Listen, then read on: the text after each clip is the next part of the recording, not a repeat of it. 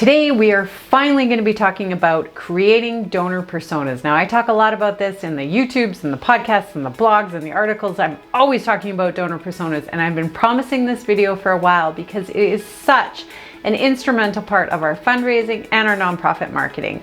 So I've brought in Lindsay LaShell, who is with One Lines Marketing, and she is going to be talking to us all about creating our donor personas. So with that, let's welcome Lindsay.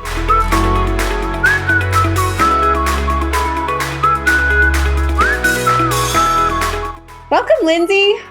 Like I said, I'm very excited about this because I talk a lot about personas and how important they are for not just marketing, but fundraising. And it's just something that we're supposed to do that I know we don't really do. So why don't we start with an introduction on you and what you do?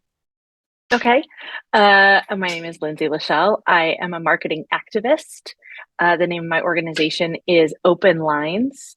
The idea behind being a marketing activist is that I work with individuals who their success makes the world a better place. So I am basically using marketing as a tool that says, if I can solve marketing for you, then you don't have to worry about that piece, and your business or your nonprofit is more sustainable. You've got more opportunity, and you can worry about solving important problems. I basically am a consultant. My background is in marketing, obviously, but I've been a do-gooder for a very long time, and this is how it takes shape now. Yeah, I love that. I know that our motto is empowering nonprofits because, if we can help you do what you do, then we've done a little good along the way too, haven't we? Exactly. Yeah, exactly. Yeah. Well, why don't we start by introducing this whole concept of what is a donor persona? So when I think about a persona, a marketing persona of any kind, and this feels familiar. This is just one of those things where we're going to take a thing you already know and put some structure around it so that it can be used, right? So a marketing persona or a donor persona is it's a representative. It's like an avatar. You think of a dozen individuals who have given you $5,000 or more in the last year, and then what can we say about all of them? What are the shared characteristics that we can point to and say, okay, so all of these folks have a few things in common. How can we speak more directly to them? Because if you understand the personas, then you can communicate more effectively to them as a group and motivate them more effectively to engage in the ways that you want. Yeah. Now, I know I was going to ask you about why do we do donor personas, but I think you just answered that.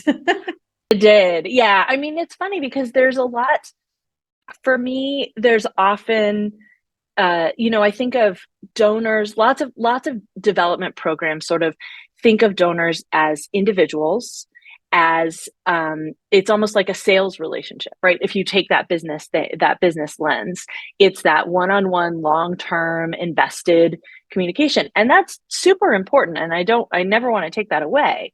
But when you partner it with smart marketing that says, oh, we can talk to all of the donors together in this way, or all of this one type of persona in this way, then you can start to just get really a lot more targeted and a lot more relevant, and you can deliver a lot more meaningful experiences to those groups.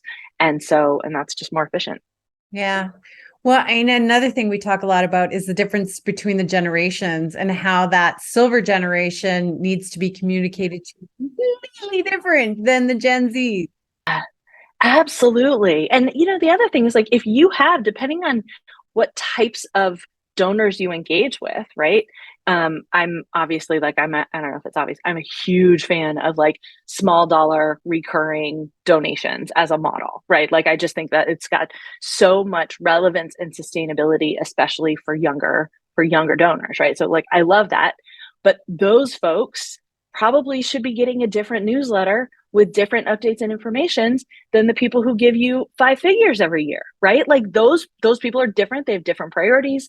They both give, but they give in such a different way. You'll find better results for maintaining those relationships and using them to generate new ones if you speak to them with a more diversity, with more relevance for each one. But we need a persona to be able to do that, right? You need to understand them on that level. Definitely. And we were talking a little bit off camera about using the buyer's journey as before we even get into any of this building of the personas. So I'm going to let you speak to that, because I know charities are starting to figure out we got to operate a little bit more like the businesses, and the buyer's journey is a huge part of that. Yeah, it really is. So to me, there's sort of this acknowledgement that we need to have, which is that these human beings, they're kind of complicated and messy, and their priorities change. And anybody who's ever like gotten a new donor onboarded knows that this is true, right? The difference in the conversations before they have made the commitment and after they have made the commitment are super different, right? Now they have different expectations, they have different priorities. So what I say is that, like, yes, we develop a persona profile, and we say, okay, here's what is true for most of the individuals in this group, and its characteristics and motivations and, technology use and stuff like that. But then we take it a step farther and we say, okay, let's look at their journey. Like, what do they care about before they hear about your organization? And when they learn about your organization, what are the first questions they ask as they're getting to know you? And then you sort of walk them all the way through after they've given what is going to motivate them to bring somebody else into the fold. It's not just about that one donor. It's about making sure that one donor has such a good experience that they want to bring us another donor, right? So that whole journey, there's 5 stages, there's a lot of depth there, but understanding how, like, when you go to that level, it sets you up to be able to really create your assets, create your communications around meeting their needs as they change. Yeah, see, now you got me on this one, because I really, to be honest, hadn't really considered that. I hadn't considered that.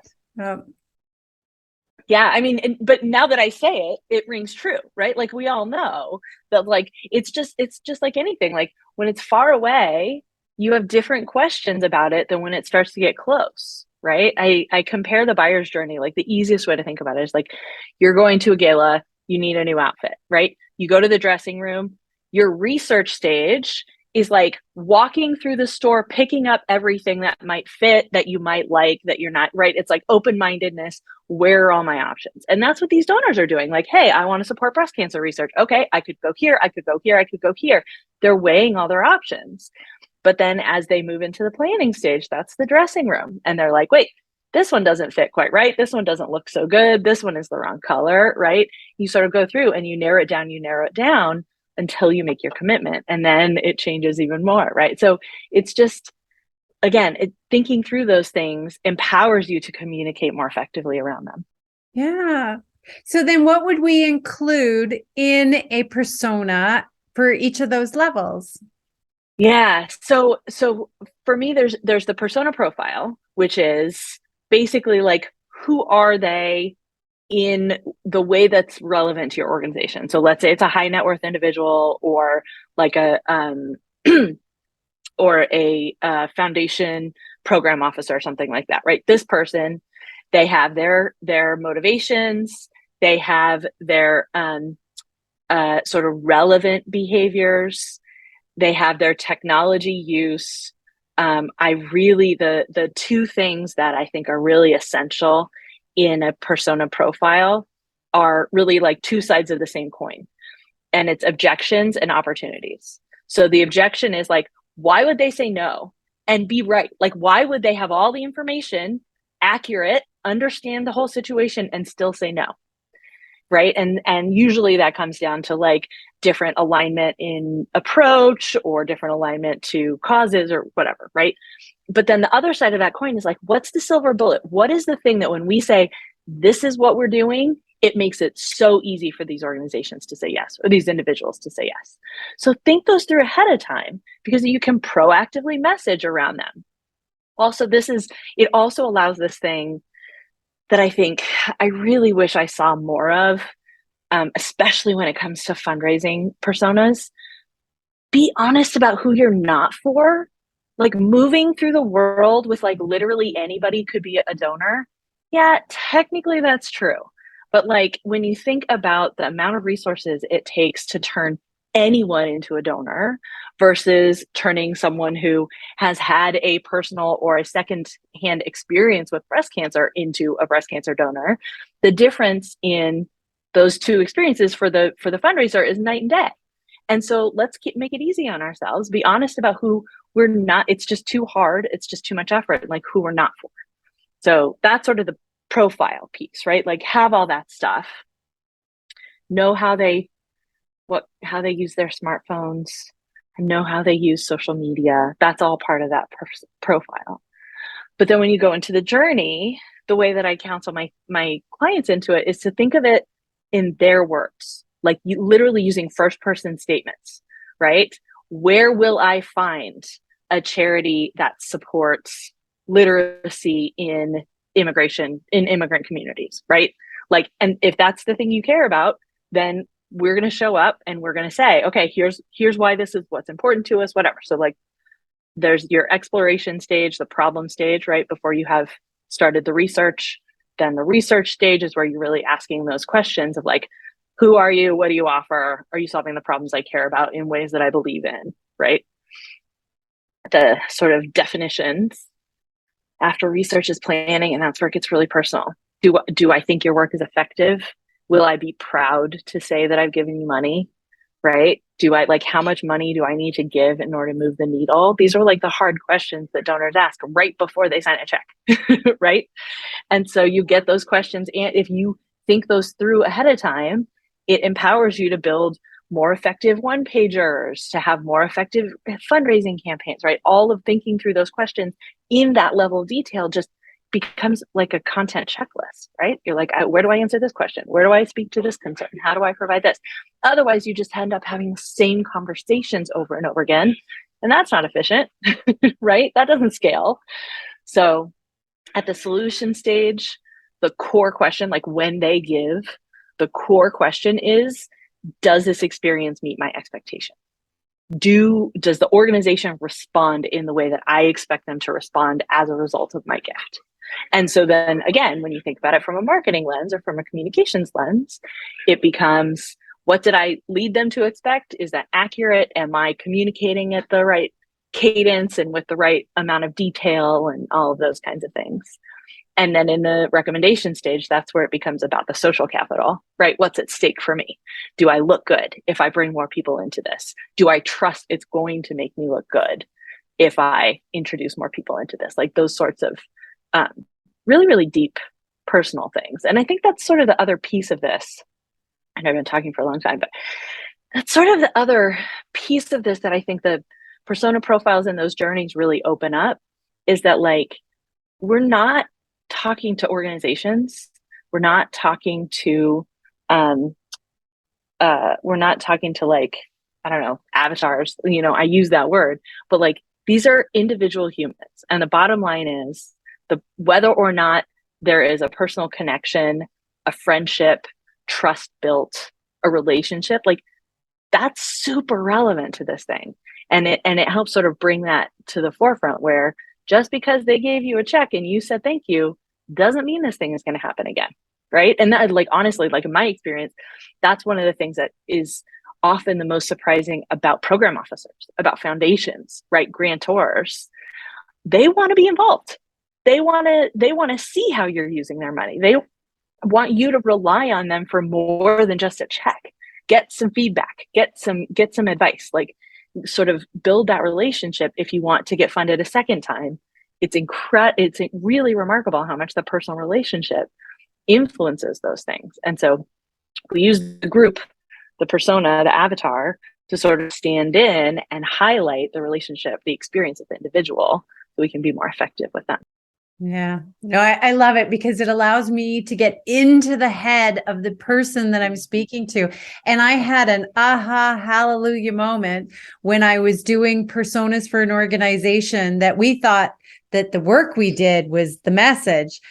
But it turns out it was the prestige of the organization in itself it was all about that. And so it allowed me to tailor my message differently. And yeah, and it really is, I mean, that, like, to that same thing, like we find, I've worked with organizations that it was a different kind of prestige. It was like, this nonprofit is so small that the number of dollars that we're talking about becomes so overwhelmingly valuable that is the selling point, right? It's not like, when you've got 6 figures to give away, giving it to an organization that only has a 6-figure budget, you are going to be so much more powerful and valuable and essential to their work than taking those same 6 figures and giving it to United Way or something like that, right? So that's the kind of thing where if you understand the opportunity, you can really sort of make sure that you're attracting the right people and serving them. Well, I know another thing that we talk a lot about on this channel is data. Yes. So how do you build your donor personas then? How would you even know as a small nonprofit, who are you talking to? Yes, such a good question. Okay. So, and I have like many answers to it. So version 1 is, if you already have some of these people, then the advice that I have is always build your profile, build the journey, understand, use all those first person statements and build the journey, and then take it to one of your actual human beings that fall into that category and ask them to validate it, but like very specifically show it to them with the request, I think I understand what is important to you about this process, but I need you to make sure that that's true. So please, I'm going to show you this thing. Please show me, where did I miss something that was important that's not listed here? Or where did I list something as important that actually isn't? And get their feedback that way, because it's so much more valuable than just asking someone like blank page, like, what do you want? What's important to you? That's really hard for everybody to answer correctly, right?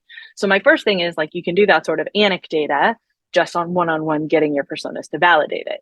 The second thing is, if you have a track record, if you've been like sending the same newsletter for years, then you have some baseline data about this message is resonating with this audience in this way, right? So when you change it in order to meet the need that we understand because of the persona work or because of the profile, then you look at that data. I always recommend, so when you're actually creating marketing assets, landing pages, brochures, one-pagers, emails, whatever, I tell my clients there's 5 questions that they should answer. First and foremost, which persona is it for? One persona. Which persona is it for? Where are they in their journey? What do they care about because they are in that place in their journey? What is our call to action? Just one, and it's not awareness. That's not a call to action. We're going to ask them to do something. And then the last thing is, what's the topic? Because like the topic doesn't even matter. If you've got these other things right, you're going to do something that will resonate. So when you start to adopt that approach, then you can be really, really, that's super data driven, because then it's like, oh, we asked this of this audience, we got this response. Great. Now we're going to iterate and try it again next month. We asked this of this audience, this is the response. And great. Now we can iterate again. And so I don't think that any one answer is the right answer, but I think that we start with something that's really, really well informed by taking our time to build these profiles, and then you can sort of iterate and start to see how you can move the needle and make it just a little bit better all the time. Yeah. And I think just even being aware that there's different donor personas. I've seen so many charitable organizations that say, well, I like it. I would respond to this. That's no. Kills me. It kills me. And you know what? I've said it so many times. If you have one newsletter that goes out to 5 different personas, stop it. You are wasting your time. You would be better served by sending one email a month to one persona, right? Because think about it this way. You either hit the mark 100% for one group of people, or you hit the mark 10% for 5 or 8 personas. Like, why would you waste your time on 10% when you could do something so much more relevant and important? And so it becomes, for a lot of nonprofits, it becomes prioritizing, and everybody is our audience, and the ED told us to do this. And like, I understand there's a lot. It's complex, but you get better results when you're more intentional about serving your audience. And so let's just get more efficient across the board. I agree. Wholeheartedly. That's why we're doing the video. Thank you. Yeah. I mean, it's really, I am like just out there screaming all the time, like, stop wasting your time on things that don't work. I've been like, I know we're here to talk about personas. Like, I have this new thing on social media that I'm just all fired up about. Like, stop doing it. Just stop doing it. If it's not connected to your bottom line, if you are not, can't draw a straight line from this investment of time and resources to this sustainability in our programs, in our outreach, in our fundraising, whatever, knock it off. You don't have to do it. Yeah, I mean, I'm a social media manager. We do that for a number of charities, but it's surprising how many posts for the sake of posting, and it's a waste of time. Whereas you could be digging in there and engaging and really building it and doing something. That's right. Yeah, we're just using it in a smarter way is really what I want. Yeah. Well, that's fantastic. Any resources that you can point viewers to that can help them to understand a buyer's journey or to build their donor personas? Because I know me, when I first started, I'm like, great. Now, where do I go? What do I do? I need a template. Yes, you do. I should put out a template here. I'll do that. Okay. So tell them everybody should follow me on LinkedIn. Okay. Lindsay LaShell. You'll find me with Open Lines Marketing, or you can just search my name. I'm gonna link everything in Lindsay the description in the show notes. Yeah. I will put my persona template, and I will put my journey template. I'll create PDFs and publish them for your audience because, I mean, I've got obviously I have like online courses and workshops and stuff like that, but I don't mind sharing these tools because if it makes it better, then that's the point. Well, I'm sure that we could go off in 100 different directions, and we're probably going to have you back on too, because I know we toyed with the idea of talking about effective delegation for nonprofit leaders, and I know that's an interesting topic. So I'm sure we'll see you again, Lindsay. Was there anything that we didn't cover? Anything that you wanted to add in closing? Ooh, great question. No, I don't think so. I mean, I'll just add this, the reason why I'm so passionate about this is just, I want more of the impact, right? It's just like you, like I want to see more organizations be more effective. And so I think everywhere where whether you're a leader or somebody who's part of the execution team or both, to me, it's just like, look for the why, understand why you're doing the thing. And then be accountable to generating those results. And if it's not doing the reason, right? If you're not accomplishing the why for a newsletter or a social media post or any of these other things, then reconsider your approach. You've got some pretty solid ground to stand on to be like, let's try something different. Yeah, I agree wholeheartedly. Well, thank you again. And again, I'm going to link all your information below so people can reach out to you there in California. Woohoo! Cool. Thanks so much.